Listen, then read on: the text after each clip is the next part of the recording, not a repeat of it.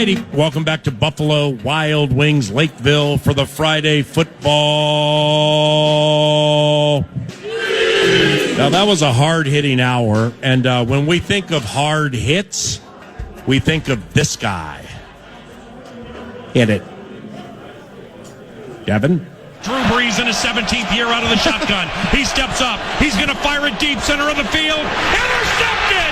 Eric Kendricks with a spectacular catch. Make it Sendejo.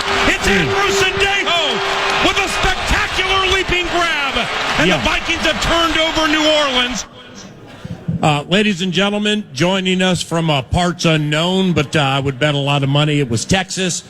Can we get a witness and a raucous round of applause for former Viking safety Andrew Sendejo joining us now?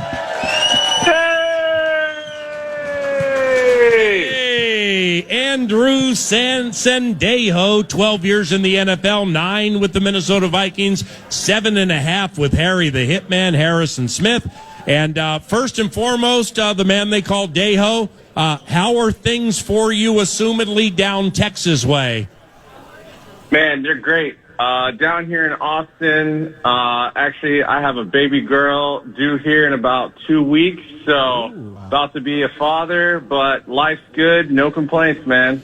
That's fantastic. And Andrew, once again, spent 7.5 years with Harrison Smith as a member of the Minnesota Vikings, and assumedly, you guys are still pretty good, if not very good friends, because you guys, there was a time with you and Harrison, man, the Hitman, you guys were inseparable. You guys were very close when you played together. And for those who remember moments like that, you guys were a wonderful safety duo. And Harrison's playing in his 200th regular season game. Can you believe that? It's unbelievable. That is so many games, so much football that guy's been starting since day one. We talk about every week or so, and I tell him that every time I see him on the field, it hurts my body to watch him still out there having to play football after all these years. Andrew, my name's Alec, cover the team for The Athletic. Why do you think he's done it for as long as he have? Like, why do you think these last few years he's continued to decide to come back and play for this team and enjoy it as much as he seemingly has? Well, I don't think anyone plays for that long unless they genuinely love football. You see a lot of guys that do retire earlier than you would think they would, but I think it's, having fun with the guys, having fun on the field. It's the best job in the world. And as long as you're healthy and you can still do it at a high level, like, why wouldn't you?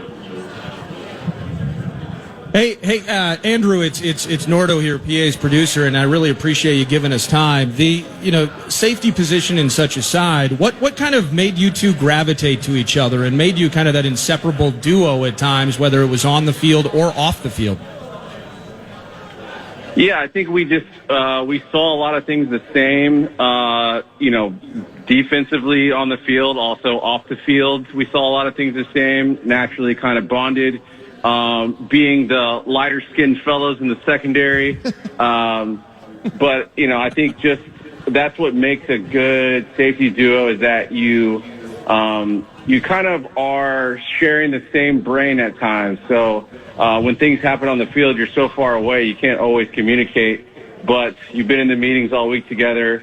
You know that you've kind of gone through all the route progressions, different ways they can attack you. And when you have another safety that basically when you ask them, hey, how would you play this? And they're going to play it the same way you would, then you know a lot of times that you don't even have to necessarily communicate all the time on the field, that you're kind of thinking the same.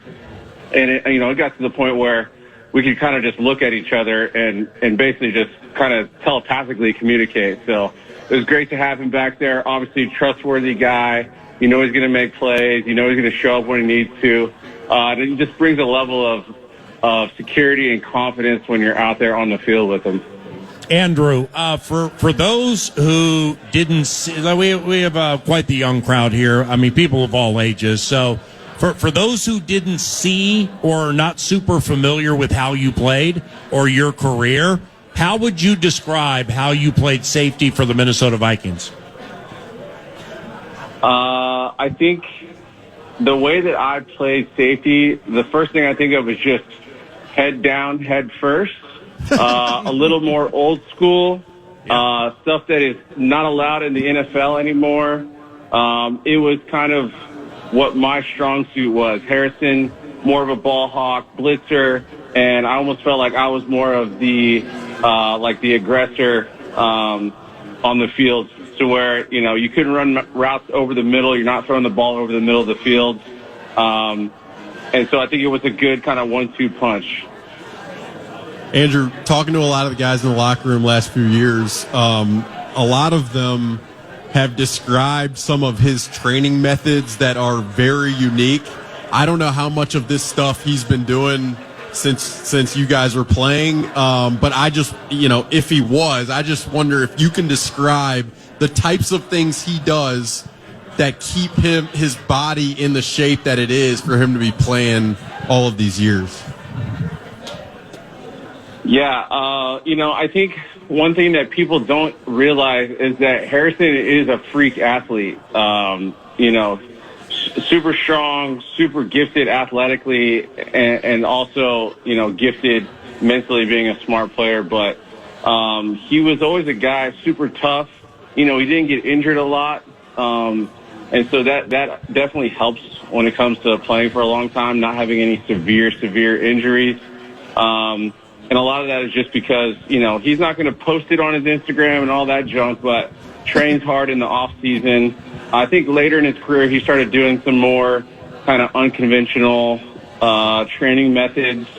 But I've worked out with him and his trainer before back home, and I think he's a big part of that too. Back in Knoxville, where he trains in the off season. So, I think once he got further into his career, he kind of knew his system, what works, what doesn't work.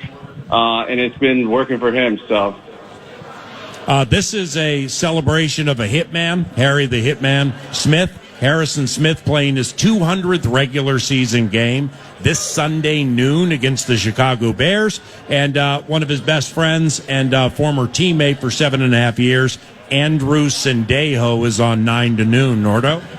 We are here to laud Harrison Smith, but Andrew, I got to say, from watching all your games here as a member of the Vikings, you were a hell of a hitter yourself. And I'm just curious, back in the day, was there ever a chance where you're in that room and Zimmer's talking, and it's like, hey, coach, like, number 2-2's getting all the sacks. Like, I like to hit people. Can you blitz me? And can I get some more sacks, coach? Did you ever have those types of conversations? Yeah, there's definitely some times where, I'm like, let me get down the line of scrimmage and blitz and get some of these free runs to the quarterback. But, man, when you got a guy like Harrison, like, why would you change it up? I think there's only a couple times where we tried to throw him a curveball, and they put me down there to blitz, and it just throws everything off because they're like, okay, this guy's down here for a reason, right? Like, he's not down here to drop out into coverage. And so keeping all the looks uniform and keeping the defense looking the same so that we could disguise and things like that. But I think part of being a good defense is being selfless like that, where let the blitzers blitz. I'll stay in the middle of the field and kind of quarterback things from back here. Andrew, now starting in 2012, Harrison's rookie year, until they, and you referenced it earlier, until they tweaked some rules for defensive players, I mean, it was like you and Harrison were trying to out-hit the other. In other words, if 22 laid out a big one, then Andrew Sendejo would be like, all right, I got you, and then would hit somebody harder the next time you had the opportunity. I mean, you guys tried to one-up each other with these big hits, didn't you?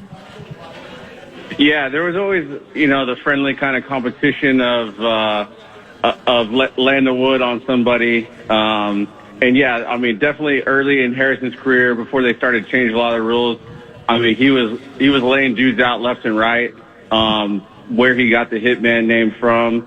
And then this guy turns into a ball hawk and is just picking off every pass, taking it to the end zone, and then he's blitzing all of a sudden, he's sacking the quarterback, and you're like, all right, this guy's a hell of a player. He can basically do everything. But yeah, we had a lot of fun back there, knocking it out of people, having fun, winning games, being, in the top 5, if not top defense in the NFL. All right. Lastly, Andrew has a business venture called Braintree Nutrition. All right, and Harrison Smith and Andrew have gotten together on something that is absolutely fantastic. Listen closely, Buffalo Wild Wings Lakeville, and certainly everybody listening to FM 100.3 KFAN. An opportunity for Delta 360 Lounge access and tickets to a Minnesota Vikings game in Section F. Which is absolutely the bomb, plus a Harrison Smith game-worn signed jersey. All right? It's with Harrison Smith, Andrew Sendejo, and Braintree.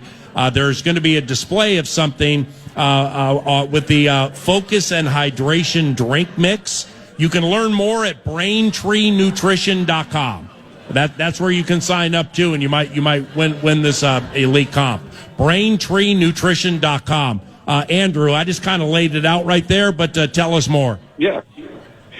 So I mean, Harrison takes our product every day. I was kind of always the locker room nutritionist guy. So when I launched this venture, obviously he kind of trusts me with like different products and things like that. So he loved it so much. I said, hey man, why don't we just make you kind of your own flavor? Kind of go Wheaties box inspired, put your logo and put everything on the bag. And so we did a collaboration with Harrison, the Hitman Focus and Hydration drink mix. So he's got his own little bag, everything. And then we said, well, let's do something we can tie it into the fans. So basically everyone that purchases gets entered into a raffle to win. I mean, PA, these tickets are expensive now because they're for the season finale against the Packers. Like you said, Section F, Delta 360 Lounge, etc. But enters you into a raffle to win the 2 tickets, and we'll be announcing the winners early in December.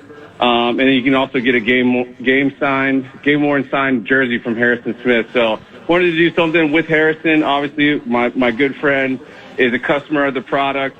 Wanted to do something with him, and then also do something to tie it into the fans, and try to give back to all the Vikings fans that really have made it possible for me to even, go off and have my own kind of business venture. So, but yeah, you can go check it out at BraintreenNutrition.com.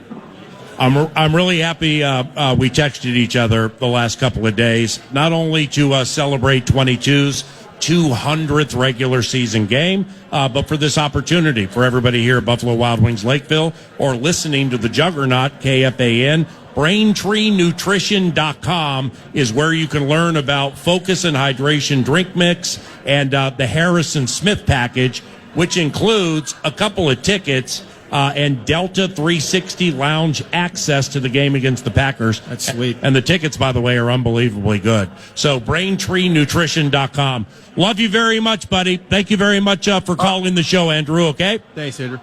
Thanks, PA. Skol! Skol! Andrew Sendejo. That's very cool. Harrison Smith, 200 regular season game this weekend. That is the bomb. Devin Ward is guiding the Great Ship Love Covenant at FM 100.3 KFAN, and he's going to bring us to break with the cash thing. Good morning, Devin. Good morning, PA. The Fan and 2 Men in a Junk Truck want to give you a shot to win some bonus bucks with our National Cash Contest. Enter the keyword check at KFAN.com now for your shot at winning. That's keyword check. Enter it now at KFAN.com.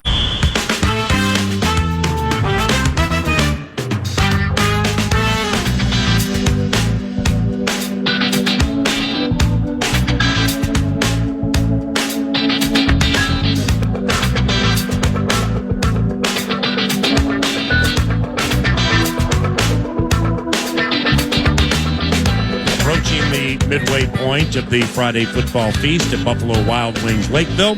If you just joined us here or joined us on the radio show, in the estimation of the Friday football feast team, we think you missed a lot. And I don't generally, say things are podcast worthy because beauty is in the ear of the beholder.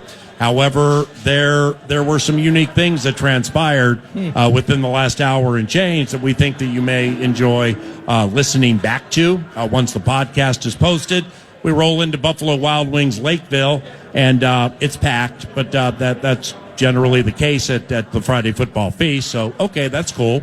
But then we hear like a tuba, and we hear a trombone, and we hear instruments. Well, the Lakeville South High School Marching Band was at Buffalo Wild Wings Lakeville. And they played the song called Street Beater by Quincy Jones, Sanford and Son theme, the quarter century opening song for 9 to noon or 10 to 1. They played that live. It was fantastic. A dear friend of mine, Emma White from Faith Family Church, sang the Star Spangled Banner. That was spectacular. And then we started the Friday football feast. Jack Greenway joined. He was all fired up, had some great opinions. So if interested, find that via podcast at FM1 at KFAN.com. It is the Love Covenant on demand. And props to Jared, by the way, for making that sound good. 100%. I mean, what a chaotic mess that could have been. Yep. But Jared stepping up and doing his thing. That's why we got him. Likewise for Nick Madden and his street team, organizing things so the band had room. Nordo, in essence, was conductor 1A. The orchestrator of the orchestra. Yeah. The conductor was here, the teacher, the leader of the band. But Nordo was over there taking the hand signals, getting them to play in and out of break. We like to call that fist, where, everything. You got J-Dub, Nick Madden and his street team, Nordo, young Alec, and yours truly. That 5 makes up the offensive line that is the fist. Beautiful thing. And we're here to push everybody back.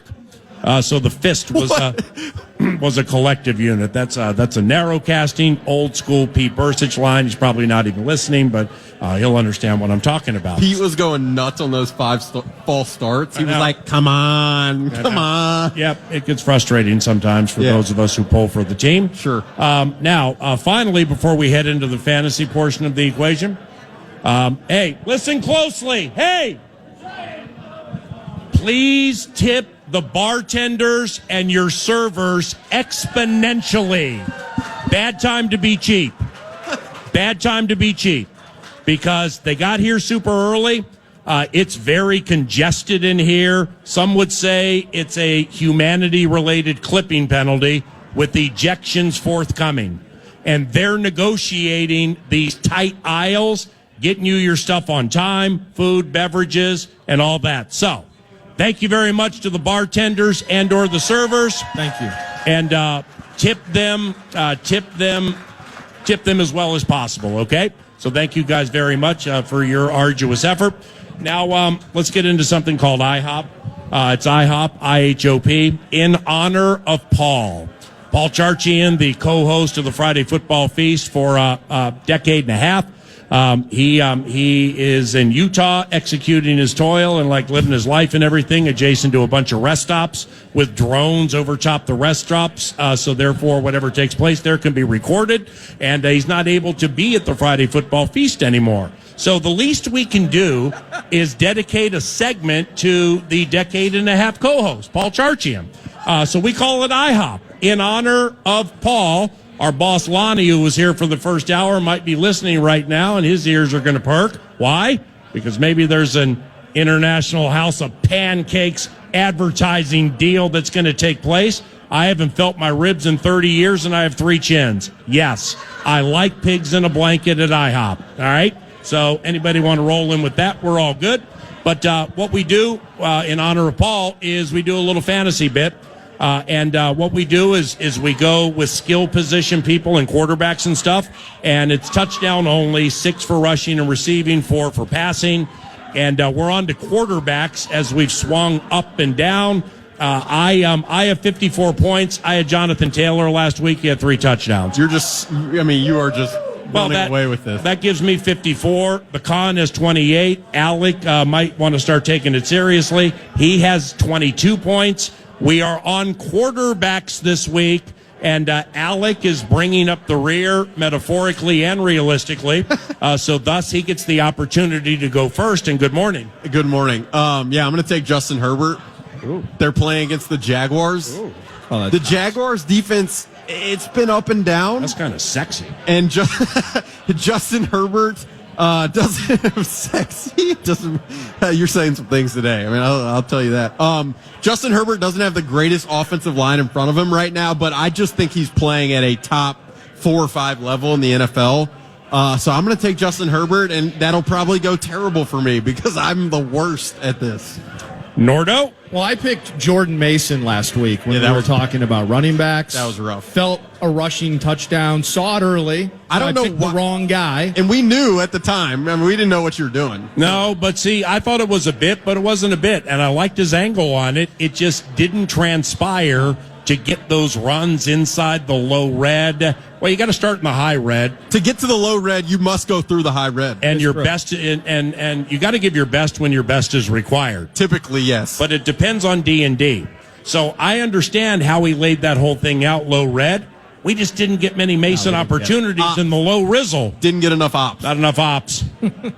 This week, I'm basically flipping a coin between Josh Allen and Jalen Hurts, and I'm going to take Jalen Hurts. Hey. Really? Because I got a wide receiver on a live stream talking about dropping him in fantasy. I love this. Things are negative. Yeah. They just eked one out against the Bears or against the Packers on the road in prime time, yet there's still strife. Things are still negative. Oh, yeah. I want a guy that might throw it. He might run it in. I want the dual threat aspect of it. I think the secondary with this Lions team, as good as that team is, we watched our guy manufacture 3 TDs against the Kitties a couple weeks ago, and I'm sorry for Lions fan in the house shaking his head. What Jalen Hurts is going to do to Dan Campbell's defense should be felonious in 48 states. 48 of them. That's what the host would say. That's what I'm going to say. Jalen Hurts is going to run it up on the Kitties in Sunday Night Football. Okie dokie. Well, this is going to be good. what the old announcer's going to do, right? By the way, did Fields do anything last night? He had like 1 touchdown. Yeah, Passing? Yeah, no, he ran one in and passed one. He did two? He had two. Yeah. Yeah, one of each. Oh, geez. I would have gotten 10 out of that sucker last night on the heat check. Which I knew was going to happen. Damn. All right. Well, here's the deal. Take McCarthy. Do it. All right. Do it. You know, when fantasy football doesn't really mean that much to you, that would be me. Just don't have the time during the week. Got a lot of other things going on. And I also love fantasy basketball. Nordo and I are in a fantasy basketball league, and it's league freak as life. Growing up in Washington, D.C., I was always a markedly bigger NBA fan than I was NFL fan. Wow. So we're looking at NBA box scores. We're trying to figure out why Dylan Brooks scored 30-something last night. Unbelievable. Who in the heck Jeremiah Robinson Earl is, and does he need to be on my team? I picked the wrong pacer. And that's that. And Lonzo Ball's getting cut by the con, and I'm thinking about picking him up, but I don't want to ruin my waiver spot. It's too early for basketball. That's how seriously I and Nordo take fantasy basketball. Now, fantasy football is the most popular of all fantasy sports ever to be a fantasy sport. I get it. He's going to pick Caleb Williams. So, of course, when there's something about which I care little, certainly am not betting on, well, of course I'm going to be on fire. Of course, it's going to work the right way every single week because I ain't got no money on it or no emotional wherewithal locked into it. So we're going to do a heat check right now with my quarterback. I have 54 points. Nordo has 28. The Athletic and theathletic.com. Don't forget to subscribe for under $2. 22 points. I am going to take, in heat check-like fashion, the kid. You got to do it. Cleveland Browns quarterback Dylan Gabriel. Terrible pick. Wow. Watch Dylan Gabriel this week and go ahead and second guess it. Nobody wants to watch that. Their eyes are going to be stinging. Well, are we sure he's playing, right? Maybe. Yeah. I can't let's see. Harold Bannon Jr., though. Yeah, Deshaun Watson, he never plays. Who do they play? Seems like they hate Shador. The Ravens? Oh, yeah, of course. I can't believe you just did that. Bro, it's heat check time. I tried to take Fields last night, who ain't great, and he would have gotten 10 points. So we're going to take Dylan Gabriel. I know London was a pigment of our imagination, considering we were in Europe for a million weeks. Yeah. But you saw him in that game, right? Of course. Oh, I watched all 22 of his last 75 snaps just to get squared away for IHoP.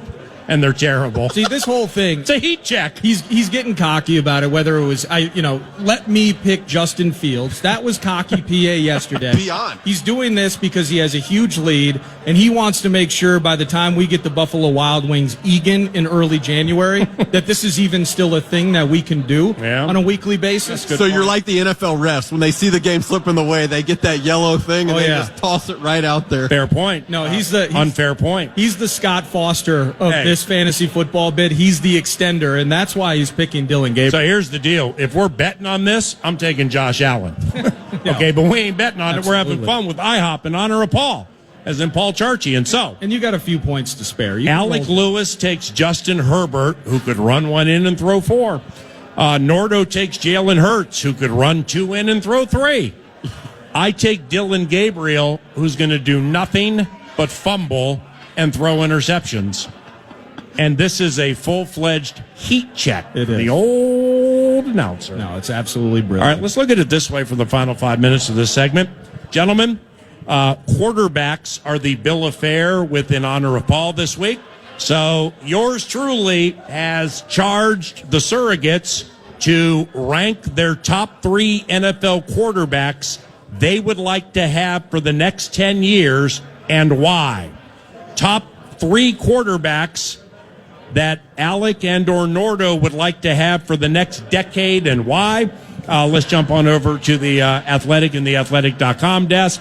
And courtesy of Steve's Appliances. By the way, Steve's Appliances provides Alec Lewis for 9 to noon each and every Friday. How are you going to rank it, Alec? Yeah, Joe Flacco would be first. Are you going 3-2-1 or 1-2-3? I'll go 3-2-1, I guess. All right, 3-2-1. This is tough. I would go Justin Herbert 3, Drake May 2, Josh Allen 1. Ooh. Am I leaving out Mahomes, and that's dumb? But Mahomes is, 32 years old, so 10 years from now he's going to be 42. I get it. Mahomes is 32 already? Is he really? I think maybe I'm wrong with that. 30, I'll look it up. You talk. 30. He might be 28. If he's 28, then Patrick Mahomes should be in there. Drake May is hard to leave off this list. The smoothness with which this guy plays. I know they played the Jets last night, but the arm talent, just how confident he looks, how grounded he is as a kid with 3 older brothers coming from North Carolina. Patrick Mahomes is 30 years of age. 30 years. So he'd be. I didn't think Drake May was that great last night. But then again, I fell asleep middle of the second quarter. When he heaved up that punt that should have been intercepted by 2 Jets, one of them was like Stickler or Stigger or something like that, and he got hurt. I was like, what happened? I will tell you this. After the first day of joint practices at TCO Performance Center, I was texting with the Vikings coach who said, that guy is a franchise player. And it was pretty obvious and clear at the time after seeing him one day out there. Just the size, the arm talent, the durability, the mental makeup. It's hard for me not to have him in there. And then Josh Allen, he might be 27 or something, but it's hard he would be on my list. So I know I'm bouncing around a little bit. I like that. Those would be my 3. All right, so we go Herbert into Drake May into Josh Allen for Alec. What about you, Nordo? Well, this is difficult, and it's going to end up being really boring because watching Drake May last night, I saw a little bit of, it's getting around, but it's a group effort. He needed Travion. He needs that defense. He needs opportunistic chances. But he's very good.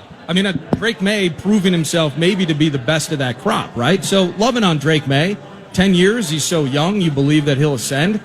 I'm going to be super boring, man. I'm going Herbert 3, Allen 2, and Mahomes. Yeah. With the way Mahomes throws, with the way he moves, I know the ankle bits have been an issue. He'll have to run less over the course of time. He's magical. Mahomes, that's it. I almost just didn't want to include Mahomes because it's too obvious. He's that guy. I've got a bunch of Chiefs fan friends from my time living in Kansas City, and they're always like, I don't know what we're going to do at the third receiver spot. I'm like, guys, it doesn't matter when you have that guy. So I like your 3. But Herbert is interesting because before the year, I don't know if I'd have him there. But I wouldn't have. But when I watch him play, the amount that he's doing for that team, it just blows me away. The night we saw him in LA, I was just, I'm marveling at his strength, his athleticism. It's impressive. And he's forced to be in that spot, too. The confidence he showed when he got back Joe Alt that night, I mean, it was in hand, in command, and in charge. So he loses Alt. And he still is continuing to play fast. Yeah. So he's, even at this stage of his career, which kind of ties into the J.J. McCarthy-related conversation. Justin Herbert wasn't what we're talking about until this year. And I don't know how many years he's into the league, maybe 5, something like that. 5 years. Right, but it takes time. It just takes time. And with Herbert, he always had the skill set. McCarthy has the skill set. It just takes time to simmer. Yeah, it does take time, but 5 years is a long time. That takes more time than one regime typically gets. I mean, that's just the reality of it. So that's the hard balance of this is if it's going to take 3 to 5 years, that's understandable from a developmental timeline, but regimes typically don't have that long to observe that amount of development. It's just one thing that I've been thinking about a lot. Well, I would also say, though, in fairness, Herbert, while he has ascended to a new level this year and has entered this sort of conversation, right, he was better year 2 and year 3. This was not a guy where Chargers fans are constantly questioning, can we even roll this kid out there? He's going to dagger our own team with his massive mistakes.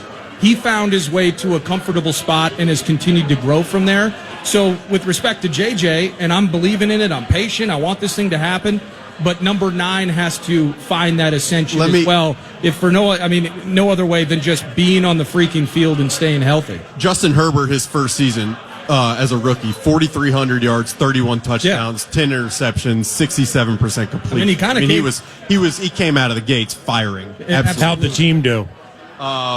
Well, the talent wasn't nearly what it is here. Wasn't my question. He had Keenan Allen, who might be Hall of Fame next. 7-9 with Anthony Lynn. Okay. All right. But they didn't have Justin Jefferson. Yeah, the knock on Herbert, really up until last year, this year, he wouldn't go outside the numbers. He does not have a super strong arm. I would really strongly disagree with Well, I'm telling you from coaches who schemed against him for years, like 3 years, it was he won't go outside the numbers. So was that strength maybe accuracy, though? Could be. Maybe making those throws. Maybe meshing strength with accuracy, that it was middle of the fieldish stuff, and you were able to suck him into things where he'd be like, all right, I got to throw outside. Then he would think about it. It would be closed. He'd go back into the middle. It'd be incomplete. So it was just confusing, that extra beat.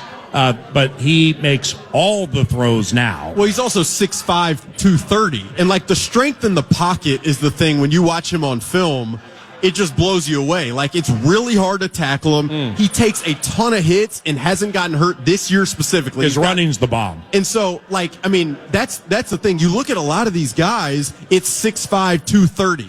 And to play with the strength in the pocket, it's often required. But you're right though. It takes time for these guys to get acclimated to the game speed, to be accurate, to be consistent. It takes time. Confidence.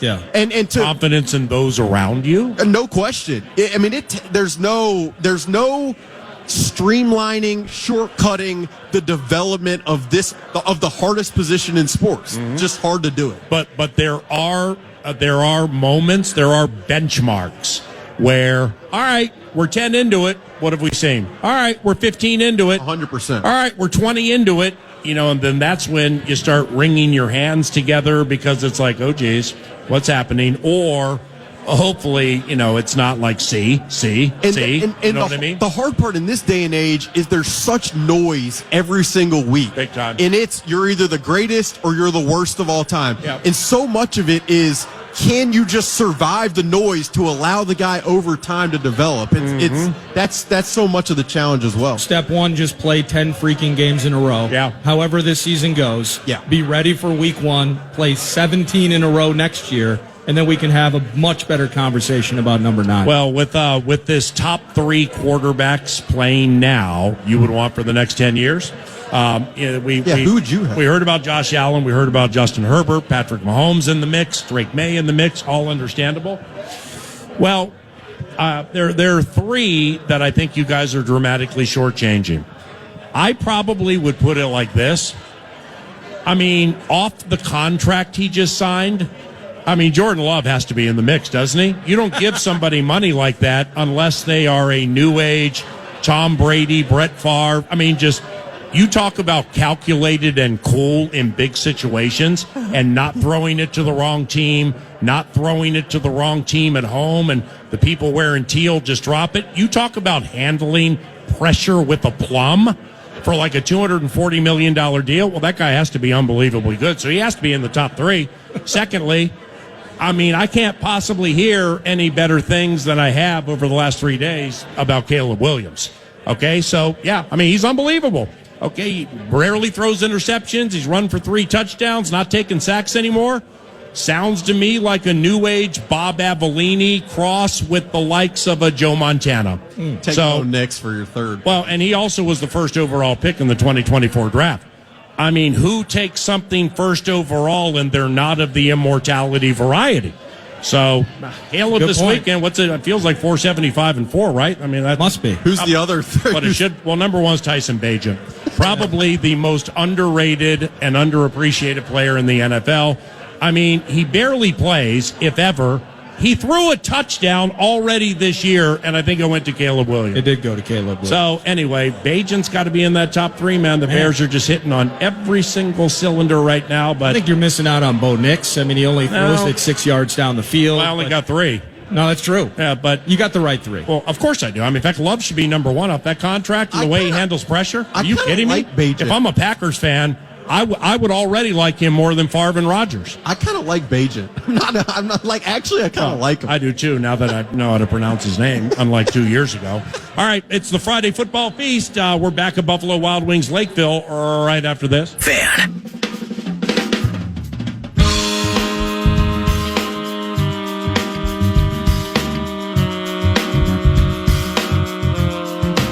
Welcome back, Buffalo Wild Wings Lakeville, for the Friday Football Feast at FM 100.3 KFAN. About an hour to go in the presentation. And within the next 10 minutes, yours truly is going to, I will be in the midst of Rube Nation. I'm going to come out into the crowd, execute Vikes Bites for Nordo and Alec Lewis. I got a few questions that I'm going to fire at them in Vikes Bites-like fashion. Vikes Bites, by the way, has a sponsor. It's something Box Meat, Beef, and John Jenkins. Yeah, box and meat at your doorstep. It's Thousand Hills, lifetime grazed, grass-fed beef. Shop online, the whole bit. That's going to take place about 10 minutes from now. So if you have questions about the Vikings, then you can create your own Vike Bite. BYO. That'll take place soon. And we thank Jared Wells, engineer extraordinaire, for handling some complicated circumstances today with a plum, as he's wont to do. We had a band here early. Street Beater sounded great on the radio. We've just had humanity-relating clipping penalties, sans ejections, and illegal touching. None of that has happened either. But nevertheless, Jared is... what about the body weight? No, we haven't had any sacks, at least as of yet. But... I don't know, man. It's flowing around here. So who knows? 11:55, right around the corner. So I'm going to come out to the crowd, do some Vikes Bites with the boys. And that'll be around the corner. But first, who wins and why? We like to do this every so often at Buffalo Wild Wings. Who wins and why? It's outside of the Minnesota Vikings covenant. There are some quite compelling games this weekend. Kansas City's at Denver. That's a fat one. Green Bay is at the New York Giants. That's actually not compelling because the quarterback for the Packers is so good, they'll probably win by 3 touchdowns. All right, so let's look at it this way. Seattle at the Los Angeles Rams. Ooh. Rams are favored by 3 in this game. The last time the Seattle Seahawks quarterback saw this group of Rams, speaking of sacks, well, he took 9 of them. Down goes Sam the Man on the fam. So who wins and why? We'll begin with Alec, and I want to begin with this aside to the game because, as the kids would say, it's a thing every time you go to SoFi. The Seattle Seahawks at Lumen, they have the 12s, all right? So the 12s are all loud and everything. Honestly, I don't know if the 12s travel. So I just don't know if they travel, maybe because they have dispensaries there and they're scared about smuggling stuff on a flight. But nevertheless, I don't know if they travel. So do you think, like when the Rams play the 49ers, it is not only a 49ers home game, it is a loud, raucous, violent 49ers home game, and they seemingly beat the Rams at SoFi almost every single time, and I think that has something to do with it. What about the Chickens when they go to SoFi? Are they going to have a home field advantage? I don't think so, right? It's a great question. I would expect that the Seahawks fans, especially with this specific team, right, would travel. But I'm a Rams. I'd pick the Rams in this game. I am blown away by what they've been able to do. They essentially, in the span of like 5 years, they went all in, traded all their picks, won a Super Bowl, and then rebuilt the whole thing via the draft, and now are in position to be a Super Bowl contender again. And Matthew Stafford, it's unprecedented how they did it. We were just talking about quarterbacks we take for the next 10 years. Matthew Stafford's too old to be in that kind of category, but he's playing potentially at the highest level of any quarterback in the NFL right now. Yeah. That Seahawks defense is menacing. Their front is great. But the plans that Sean puts together, paired with what Matthew Stafford can do, paired with the front that the Rams have, the one thing about Sam Darnold this season, just like last season, he's playing with the lead at all times. Yeah. And so when he is forced to drop back pass with a pass rush that can hum at him, can he perform? I think hopefully you get somewhat of an answer to that this weekend. But the Rams, for me, would be the pick in this game. I think McVay's team might be the best in the NFC right now. I'm with you. I look at the way that thing is going, and it's not just, I shouldn't say not just. Stafford is truly playing at an MVP level, but that defense that we had to deal with in Arizona for that wild card game is 5 steps ahead of even what we saw last January. Are you kidding me? Really? They are absolutely Wow. incredible. They're top 5 in as many statistical categories as you can throw out. They are menacing. And the thing that I want to see from Darnold, you mentioned playing with the lead. And all jokes aside, Minnesota Moving Company, the 9 sacks, the combination of having to chase and go punch for punch with Stafford, combined with how he handles that heat from Verse and Company. Mm-hmm. This is a 7-2 team. I get it. And frankly, Seahawks fans should be really pumped about what they've seen thus far. No doubt about it. This is a team, by the way, with McDonald. I think they're like 11 or 12-1 on the road in McDonald's tenure. Short tenure, but all the same, as Seahawks coach. These guys come to play in other people's buildings. I honestly think this is a touchdown game, and I think the Rams handle business at SoFi. All right. Now, Detroit, the team to beat in the NFC North. Detroit is at Philadelphia. The Eagles, who defensively speaking, how about that Jalen Phillips on Monday Night Football? We know who Jalen Phillips is. Yeah, we talked about him, Nordo and I, and you and whomever, when he was University of Miami. I think when he was a K, and it's like, we had opinions and everything. Well, he had that weird career, too, where he was at UCLA, I think, before Miami, and then he was going to quit football. He got into music production and things like that, and then came back, and I think he finished that with the Canes. Okay. So he had a weird winding road to the NFL. Nobody cared about him when he wore the teal. Everybody should know who this man is now, wearing that bird on his helmet. Wow, was he? Statistically, he didn't tear it up because they eventually had to double team him every rush. He was so fast. So Howie Roseman hit on a nice one at the trading deadline with Jalen Phillips. Their defense was the bomb the other night against Green Bay. They're favored by 2.5 over the Motor City Kitties. How you do this one? Yeah, Eagles. I don't know how the Lions front offensively will be able to handle the Eagles' defensive line, especially on the interior. Like we saw in Vikings-Lions, when you can get to Jared Goff early, make him uncomfortable, he starts to spray passes, the clock in his head definitely speeds up. And when you have Jalen Carter, Jalen Phillips, Moro Ojomo, this guy has really come on. I got to credit you on that because I was familiar with the name. But then before they played the Eagles, you laid out from the doc 4 or 5 things about him. I went back and watched it. Not that I need to corroborate it, but I was like, who knew? Holy cow, this guy's fast. Well, they don't get rid. Milton Williams has an unbelievable playoff performance, becomes a free agent, signs for a massive deal in New England, and then they just replace him with this 7th-round pick developed behind him in Moro Ojomo. And that's the way, I mean, they are a draft development, load up the defensive line. So that's what I'd say. And then for the Eagles offense, they've obviously been reeling. But I'm not being rude here in my phone when you're talking. I'm trying, because I know from the Vikings game, Christian Mahogany suffered what? Yeah. Not bad. Dan Campbell at the end of the game made sound like he's going to be out for a long time. And Ratledge got hurt. I'm just trying to figure out what their the Motor City Moving Company looks like. So. Even with Christian Mahogany and Tate Ratledge, that group was not impressive at all. And it's the same with the Packers. I just don't think the offensive lines of these two teams in the division are remotely close to what they've been. And I feel like the Bears' offensive line has really taken a step. And as boring as it is, that to me is so indicative of why these teams are succeeding and not offensively. So, and then the Lions defense, they play man coverage. When you do that against the Eagles, it becomes kind of a disaster. So, I would take the Eagles in that game. Yeah, you hit on a lot of what I wanted to talk about. Their left guard right now in substitution of Mahogany, Coyote. Awasika. Yeah, that's on the depth chart, but they haven't wanted to use him. They probably started him because Mahogany's on IR. Yeah, but at that rate, when we were looking at the Ravens, Jalen Carter against Coyote. Well, here's the thing though, with the Ravens, look at the Vikings for a second.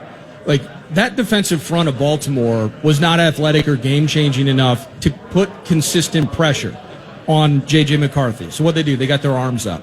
And then they made us for 2 days questioning the kid's arm angle and what's going on, the whole thing, and just many segments. It was exhausting. The Eagles front, you watched it in the primetime game against the Packers. This front is not only athletic enough to ruin your day 10 different ways, and Goff is not the most mobile cat on the planet. They will also be smart enough and intelligent enough, if they do buy him a bit of time, to get their arms up and bat passes down. I think the defensive front in particular, New Cat rolling off the bus and getting 2 fumble recoveries, and Jalen Phillips, that's sweet.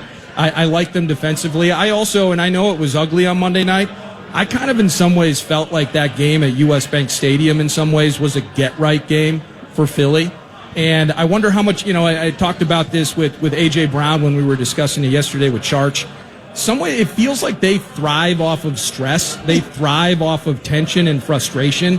That awful fan base kind of maybe breeds that inside the building, and I wonder how much they cling to that. I think they cling to it. I think they thrive off of it, and I think they win in primetime against the Lions. The other thing for me, Devontae Smith is playing at a very, very high level as a receiver. And I understand there's all this A.J. Brown noise and all that, but Devontae Smith as a route runner, contested catcher, he is tiny, but what he's able to do is just incredible. So I just don't know who the Lions have who can cover him. Maybe DJ Reed's back. I don't know that. But the Eagles for me are forming themselves into the type of team that probably preseason a lot of people expected them to be. Sounds like Philly and the LA Rams are preferred by the analysts of the Friday Football Feast for the who, wins, and why. Little teaser action. Yep, back to the Vikings around the corner with Vikes Bites from Buffalo Wild Wings Lakeville at FM 100.3 KFAN. Good morning.